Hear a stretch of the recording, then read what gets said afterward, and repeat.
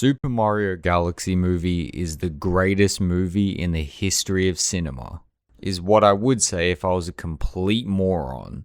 So the Super Mario Galaxy movie's out and people are absolutely ripping it to shreds. So I want to talk about what went wrong with the movie and whether or not it's actually worth seeing. So the movie opens up with Rosalina's storyline and gives us an introduction to the character and her very first fight scene. It shows her on some mystery homeworld sitting around with her Luma kids that she's basically like the surrogate mother to. But when Bowser Jr. invades and she has to fend off for her home, they get into a big fight and she's captured, and then it begins the plot. After the events of the first movie, Bowser's been turned into the miniature version of himself and trapped within a small castle where he's imprisoned. So the Mario brothers are on motorcycles going through the Sand Kingdom.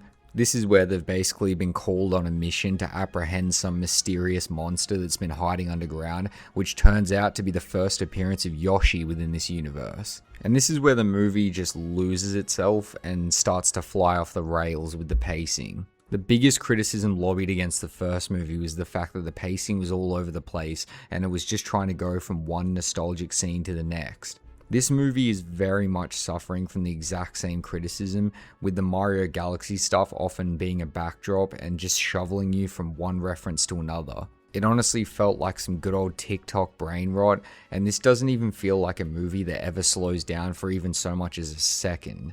There is stuff happening on the screen at all given times, and your brain isn't even given so much as 1 second to breathe. The story is messy and incoherent, and it's basically functioning as an and-then story, where it just goes from one event and then something else happens, and then something else happens, and it just keeps going like that until the credits roll. The movie, of course, looks gorgeous and stunning like the last movie did. The animation is top notch, and no doubt this is a high quality movie, but the writing really isn't up to the same standard. The fight scenes are absolutely incredible, and the action has really been stepped up from the first movie. The first movie did have really good segments like that, but this one turns it up to 11. Bowser Jr. is a formidable villain, and teamed up with Bowser, there is very good action sequences that were honestly the most redeeming element for myself personally. But much like the plot, the action sequences are quick and then they're over, and we get shoehorned straight into another scene as the movie never wants to break its ridiculous pace.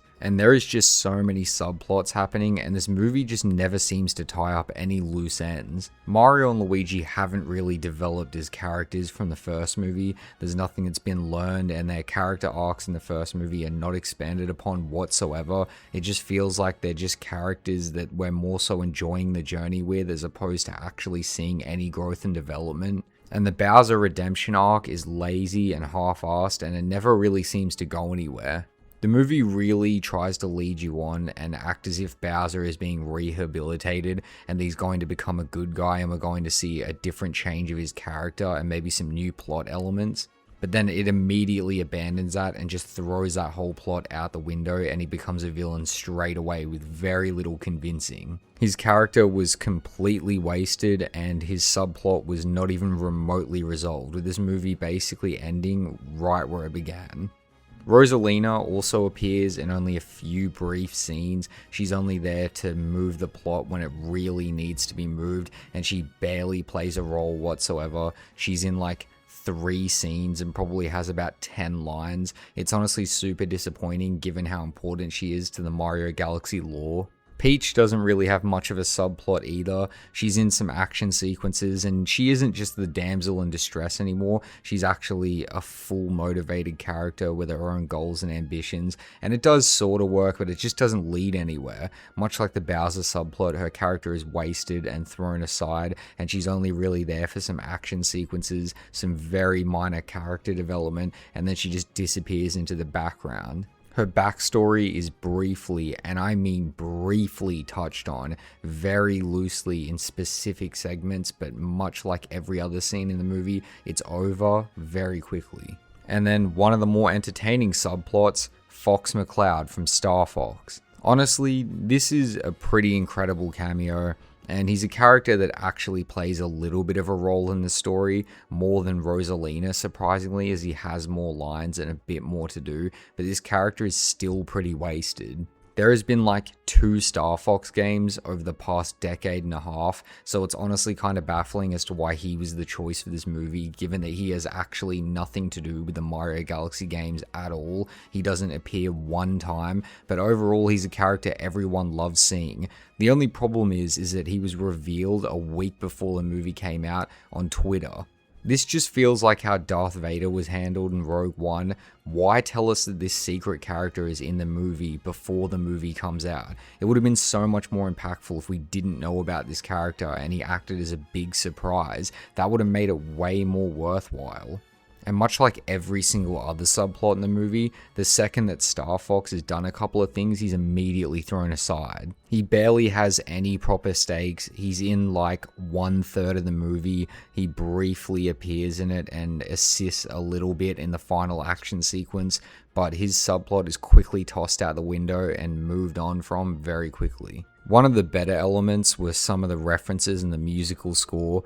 The music from Super Mario Galaxy is always beautiful and it's remixed here very well. The first movie had like a lot of pop culture sort of music from the real world, whereas this has a lot more Mario universe music, like from Mario Galaxy 1 and 2, Super Mario Odyssey, different tracks remixed through the plot, and it works really well. The movie's presentation is easily its strongest element, with every other element basically falling apart.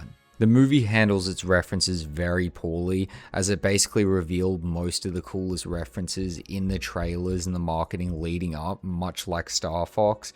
The Pikmin are also in this, but they were revealed in a trailer. Rob the Robot is also in this, but he too was revealed in a trailer.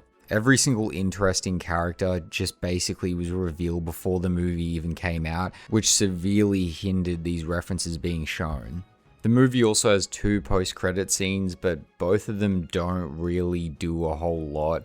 I won't reveal exactly what they're about, but it wouldn't really matter even if I did, because there's nothing really super interesting added. There is some revealed characters, but it isn't anything super promising, and it's a big letdown from what we could have had. There was a lot of videos going around through TikTok and Instagram and the internet with fans creating their own post-credit scene ideas, and they were about 1,000 times better than anything the studio actually did. There was people suggesting that Luigi could inherit a mansion so that we could have a Luigi's Mansion spin-off. There was Super Mario Sunshine post-credit scenes that people were making up.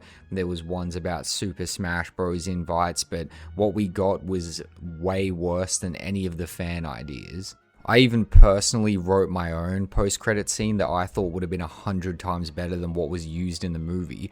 And basically the way it goes is the movie ends and you see the post-credit scene start up with a big long windy road in the middle of a desert, and you hear Wario laughing and you see his motorbike go by, and then the camera pans up and you see Wario and Waluigi on the motorbike with a bunch of coins flying behind them, and they're like these bandits that have just done a theft and they become the villains of the next movie. In my opinion, that would have been executed 100 times better. It would have been a much better payoff, and it probably would have got people more excited than what we actually had. The post-credit scene in this movie was honestly exactly what I expected. I predicted who they were going to reveal, and the payoff just wasn't that worth it, given exactly what we were coming up with ourselves. Overall, this movie doesn't deserve all the hate it's getting. It is a fun, switch off your brain kind of family movie. It is exciting. There are some fun moments. There's a lot of great Super Mario Galaxy and Odyssey references and surrounding Nintendo universe references, but it all just gets thrown away in the midst of all the mess. No subplot really ever pans out. All the character arcs are thrown to the side for the action, and while the presentation is incredible, the movie wastes its most interesting characters. I think the most incredible part about this is that after decades of Nintendo crushing Sega in the gaming industry, we now have 3 great Sonic movies, and the Super Mario movies are falling behind, which is just such good irony. You couldn't write these jokes. So basically what I'm trying to say is, the Mario movie sucks, Sonic's way better.